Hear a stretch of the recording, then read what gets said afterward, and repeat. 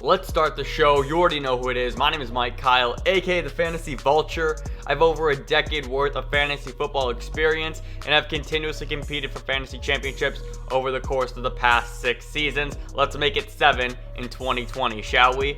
On this episode of the FV Show, we are going to continue our All-32 NFL team preview series, taking a look at every NFL team through the lens of fantasy football. Today we continue the AFC South by looking at the Tennessee Titans. But before we get started with today's video, I need 3 quick things from you. First off, smash that subscribe button. Power running back style, Derrick Henry style, oddly enough, fittingly enough. And also hit that like button down below, like an open receiver downfield. And last but not least, shoot me a text, 330-302-1554. That is going to be my source for one-on-one fantasy football interaction with all of you this season. So whether you need advice, ideas of trades, or just who you should draft, that's the best place to reach me. I'm really trying to build that up, and I'm pushing that really hard all season long. But I'm excited because the Tennessee Titans have major fantasy relevant players. So let's just jump right in, shall we? We're going to start off at the quarterback.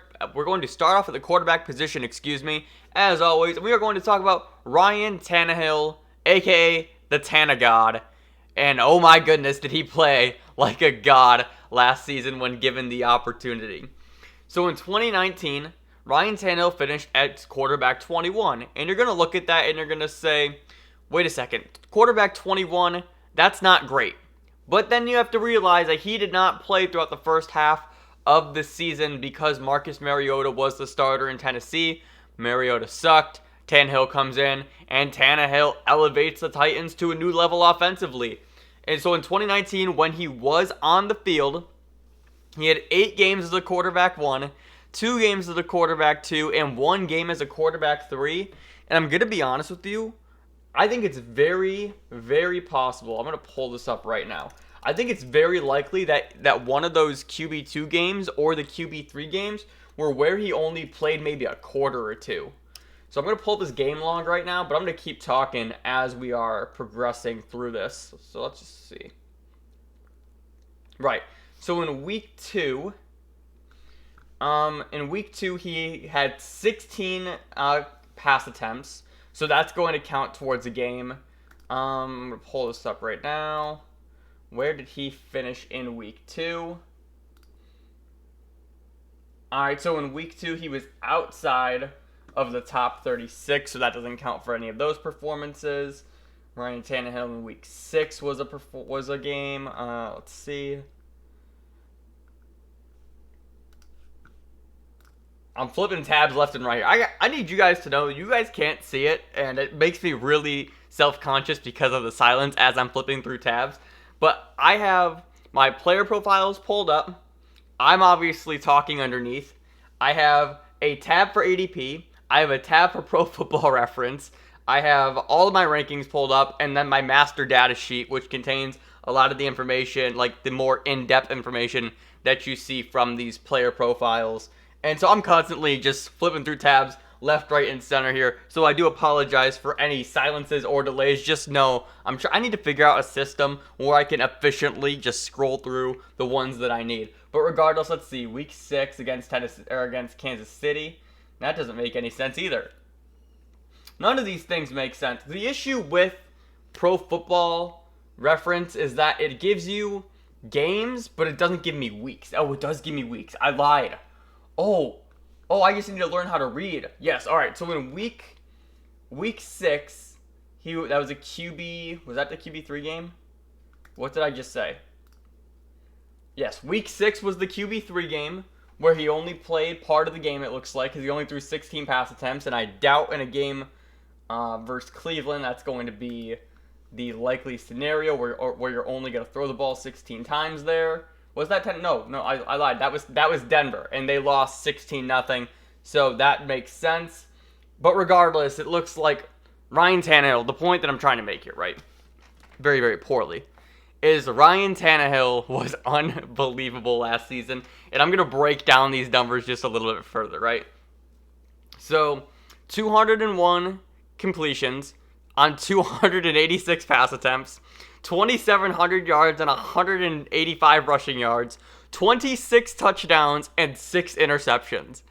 Guys, I don't know if you guys understand what this actually looks like, but Ryan Tannehill was unbelievable last season in such a short amount of time, right? These numbers that you're seeing, they don't include their postseason run. This is strictly regular season, and he was flawless for your fantasy team. I'm going to read you some of his finishes, right? So he basically took over the job essentially in week 7, if I remember correctly, right around there. I mean, it said potentially week 6. Regardless, you get the point. He didn't start the season. So, week 7, quarterback 13. Week 8, quarterback 11. Week 9, quarterback 5. Week 10, quarterback 11. Week 12, quarterback 2. Week 14, quarterback 7. Week 15, quarterback 4, excuse me. Week 16, quarterback 6. And week 17, quarterback 10. He lit the fantasy world on fire with his second half performance, and it might be one of the more impressive things I think I've ever seen in fantasy football. So he was essentially on pace. Let's do some math here. So we could say he started 10 games, give or take. So he starts 10 games. He played in 12. We'll say he started in 10. 26 divided by 10, excuse me, times 16. Like, he was on pace for 41 touchdowns, essentially. That is absolute madness. And what's even crazier about that is the passing volume also really wasn't there. I think he was really only on pace. I'm going to remember this. I'm going to pull this number off the top of my head. But I want to say he was on pace for about 456 pass attempts. Because when, I've talked about this previously, and we're going to talk about this a little bit later.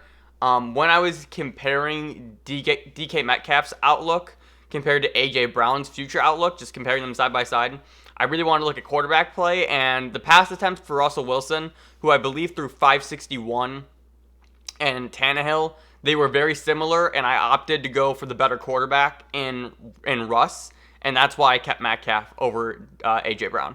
But regardless, Ryan Tannehill was just so good last year. 19.18 points per game, 12 games played. Like I just said, his new finish would have been quarterback 9 on the year.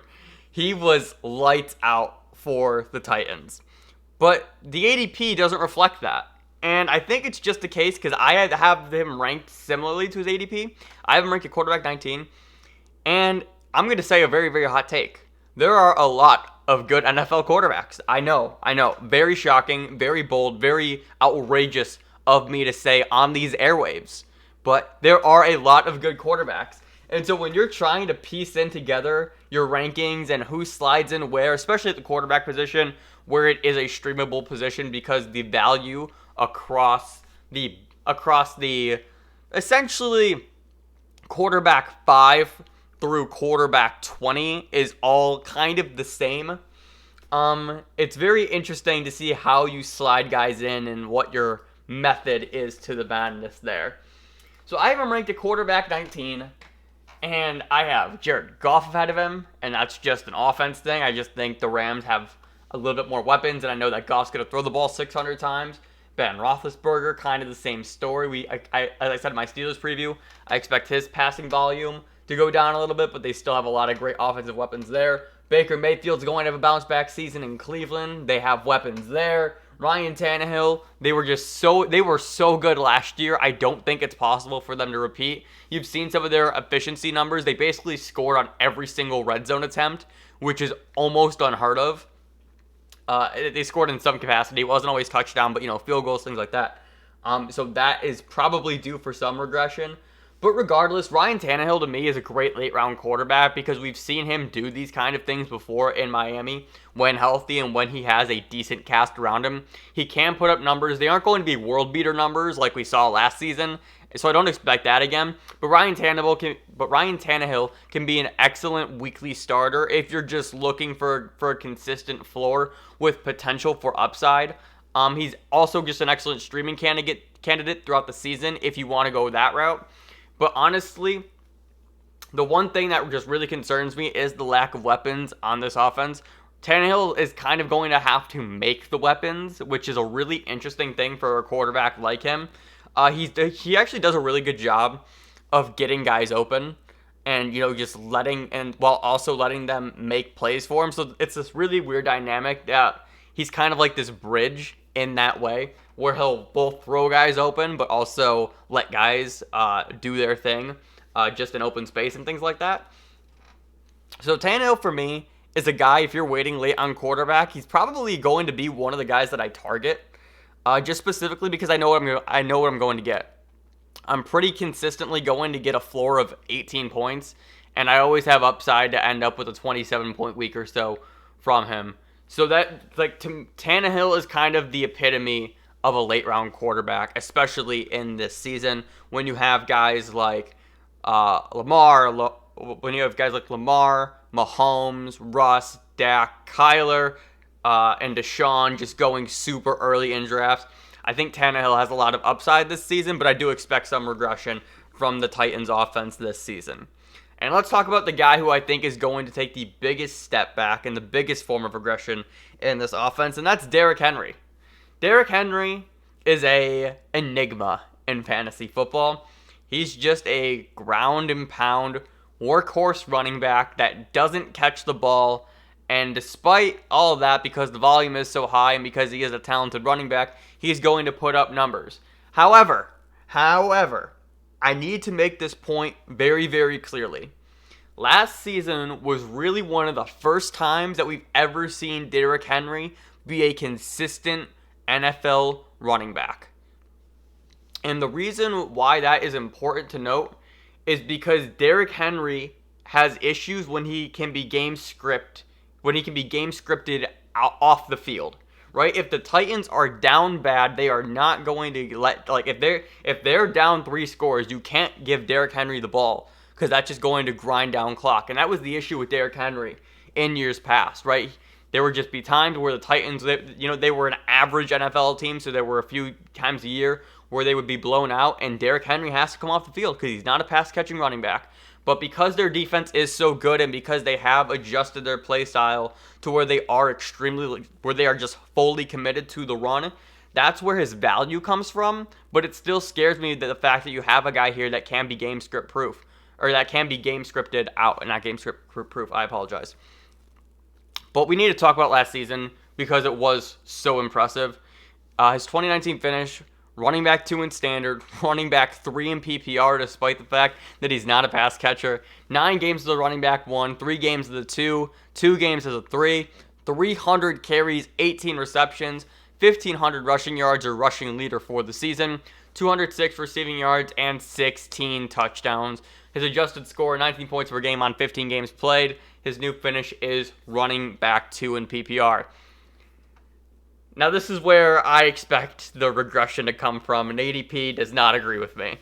ADP currently has him as running back 5, going at 106. So you would have the top 4 running backs being CMC, Barkley, Kamara, and Zeke, and then Michael Thomas, and then you have Derrick Henry.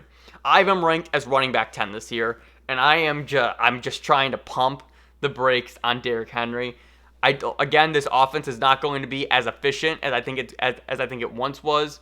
He could get 300 carries, but I don't expect him to. I think we're going to see a bit of a production decrease because of the fact that they drafted Darrington Evans, and I believe the 3rd or 4th round of this year's NFL draft. And I think Evans is going to fill that Dion Lewis role that was there. They didn't use Dion Lewis last season because Dion Lewis was really bad. And they've tried to use him previously, and it just didn't work out. But I think Evans is a really, really talented NFL back, or he's going to be at least. He was extremely productive in college. I loved his tape coming in, and I was really interested to see where Evans was going to go in the draft. So I don't have a profile for Evans, but I'll talk about him before we wrap up Derrick Henry.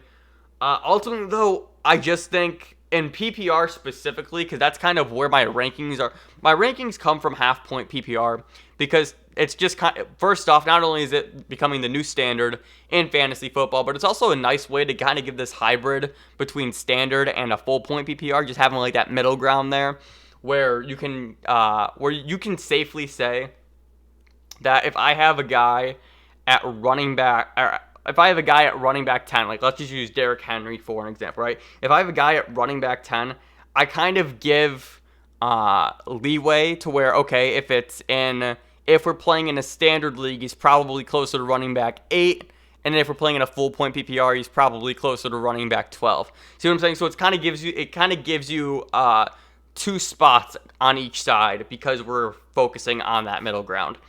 But for Henry, for me, I'm just scared. I'm just scared of the regression. That 16 touchdown number, like that's probably coming down as well. I don't think he's going to repeat as the rushing leader. And these are just logical assumptions of things that are likely to happen, right? It's very, very rare that you see a guy with this workload get the same thing again and put up the same numbers across the board. And especially, again, this offense is just going to regress. There is no other way. Like, their red zone offense last season was historic. It was that good. So for me, I'm pumping the brakes on Henry. I have him ranked at running back 10.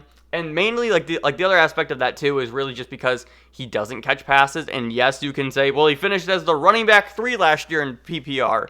Yeah, he did. But there was, Dalvin Cook easily could finish ahead of him. If Kamara's healthy for a full season, he's going to finish ahead of him. When you look at the Cardinals' backfield and Kenyon Drake has the potential to finish ahead of him. So the guys that I have ahead of Derrick Henry are the following: CMC, Barkley, Zeke, Kamara, CEH, Dalvin Cook, Kenyon Drake, Joe Mixon, Miles Sanders. You want to know the thing about all those guys? First off, they all catch passes. Every single one of them. And the exception to that is probably Joe Mixon, who is the worst pass catcher out of that group.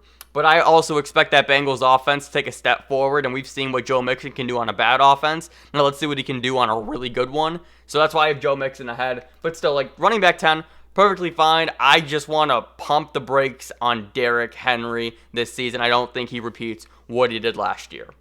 Now, a player that I'm really excited about, I might be in love with this player, in all honesty, and that's A.J. Brown. I am in love with A.J. Brown. Because the thing about A.J. Brown is I think he's so damn talented. But one of my longest fantasy philosophies is how you score your points is more important than how many points you score. But man, you see some of his big game performances, and it's hard not to start salivating, right? So his 2019 finish was wide receiver 10 in standard, wide receiver 15 in PPR, and that's really what we're going to talk about here. He had 5 games as a wide receiver 1 game as a 2, and 3 games as a 3. 84 targets, 52 catches, 1,000 receiving yards, and 9 touchdowns. When you look at his adjusted score, 11.9 points per game on 16 games played. His new finish is wide receiver 26. That adjusted score, I'm telling you right now, is wrong.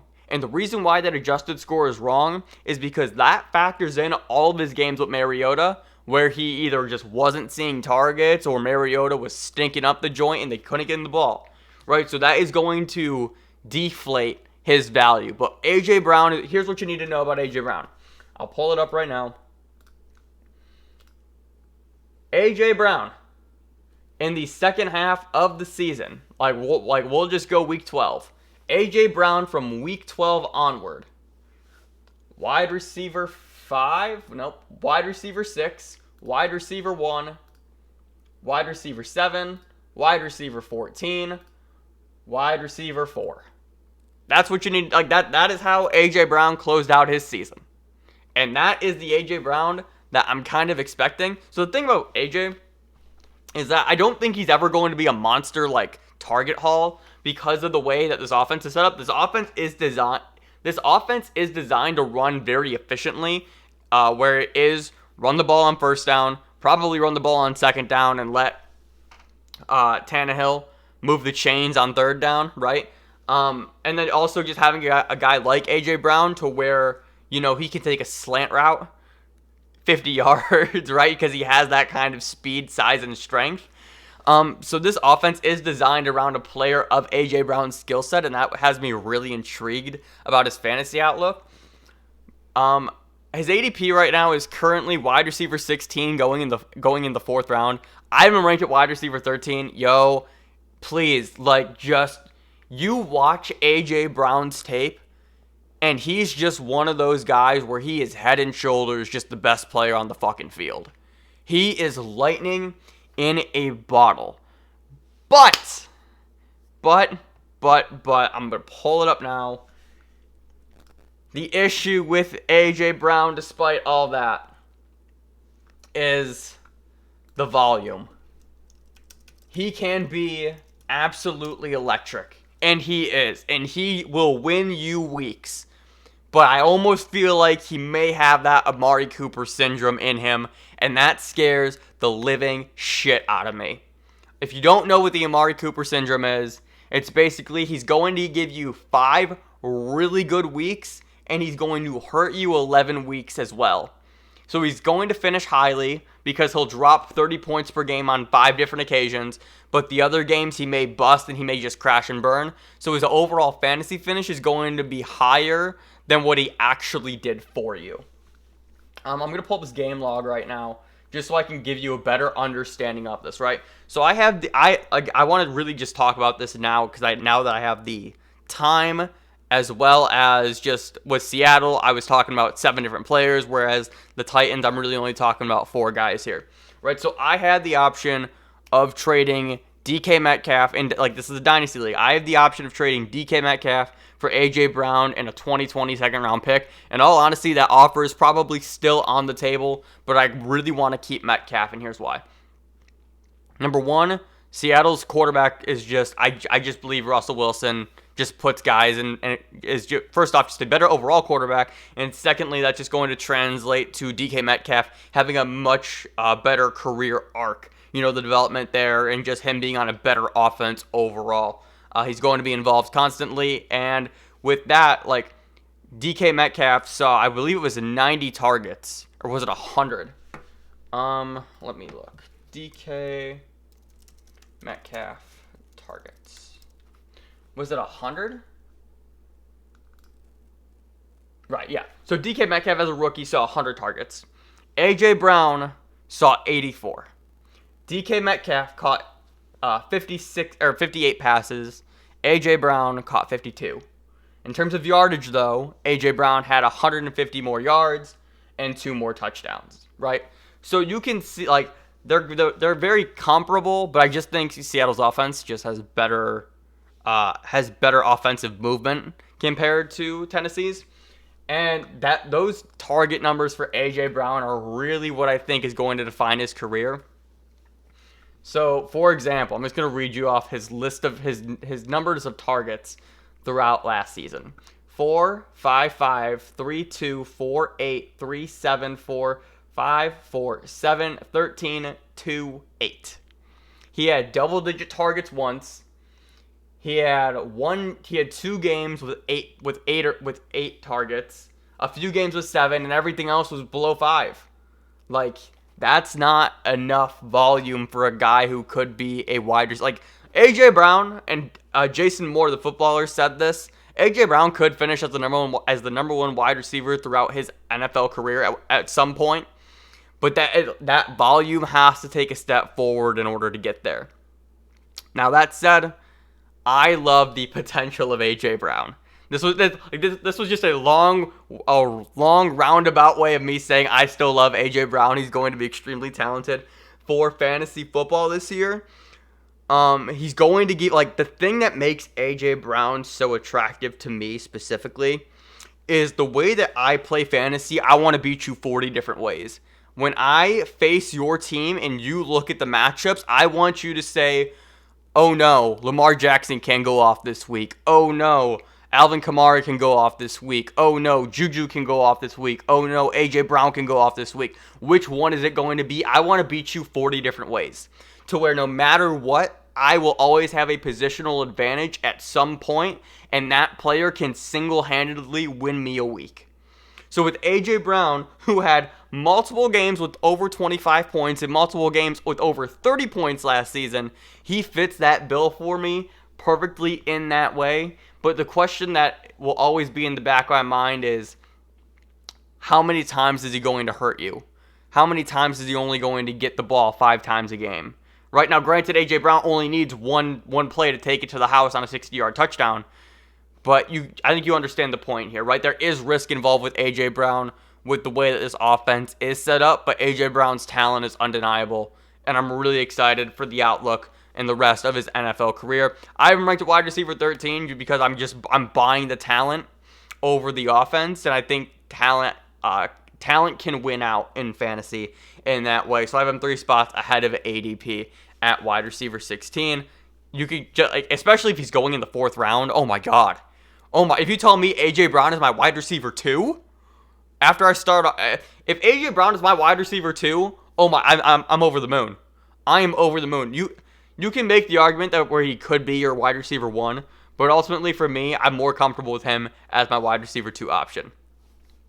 And finally, we're going to wrap the Tennessee Titans up with talking about Jonnu Smith, one of the names that have been constantly brought up throughout this offseason in the fantasy community, and a player that I've been keeping an eye on over the course of the past few seasons. So in 2019, Jonnu Smith finished as tight end 17 in standard and 19 in PPR. However, when you look at the weekly finishes, he had 4 games as the tight end 1, 3 games as the tight end 2, and 2 games as the tight end 3, 44 targets, 35 catches, 439 yards, and 3 touchdowns. I'm not worried about the adjusted score so here's the thing, right? I've tried to make this point a few times, I think, when talking about tight ends. Tight ends are just really interesting. They're a very, very interesting position for fantasy because you have your upper echelon of guys. You maybe have a tier 2, and then you kind of just have everybody else. And so that's why, one of the things that I'm already going to correct for next season is the weekly finishes and how I actually display that. Because tight end 2 is trash. Tight end 3 is also trash. So I need to find a way to really highlight the tight end 1 performances and make that just stand out a little bit more. Maybe we only focus on tight end 1 performances next season. But I really want to focus in on the targets and the catches. That's just one of those things where Delanie Walker's gone officially, so this is Jonnu Smith's job. And when Jonnu Smith was on the field with Tannehill, the two appeared to have a really good chemistry, and Tannehill just loved throwing in the football. I love the fact that he only had 9, not even 9 drops, but just 9 targets went incomplete. Everything else was caught. That makes me really excited. The yardage as well, just in an offense where there's not many weapons here. The Titans offense pretty much have 2 weapons. It's A.J. Brown, it's Derrick Henry, I guess 3. It's Derrick Henry 1, then A.J. Brown, and then insert X wide receiver or tight end here. And to me, that third option is going to be Jonnu Smith.